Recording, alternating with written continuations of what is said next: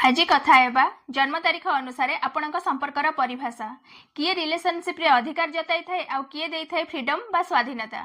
जो लोक मानकर जन्म तारीख 1, 10, 19 एवं 28 से माने बसी लभर होई थांती। एमानक भल पाइबा भी लीडरशिप स्टाइल रो माने संपूर्ण नियंत्रण दरकार। तुमे कोठी अछ, कहा सहित अछ, केते बेले फेरिबो, आउ जदी टिके भी इग्नोर कला कहिबे देख इग्नोर कर नै माने भल पाइबा भी अथॉरिटेटिव।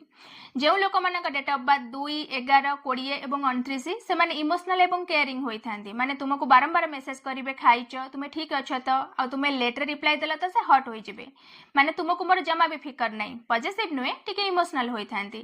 आ जेउ मानक डेट ऑफ बर्थ 3, 12, 21 एवं 30 माने मजादार लभर होई थांती। एमानक भल पाइबा मजा मस्ती रे रही थाए। माने तुम सहित टाइम स्पेंड करिवे आ तुमको फ्रीडम भी देबे। अरे सांग मानक सहित एंजॉय कर आ तुमे तांको टिके इग्नोर कला त रुह तुम सांग मानक सहित। सांग मानक बिना रही पारुन कि माने फ्रीडम देबे आ नियंत्रण भी रखिबा को चाहिए। टिके ड्रामाटिक एहार सेकेंड पार्ट चाहूथिले कमेंट बॉक्स रे यस लिखंतु।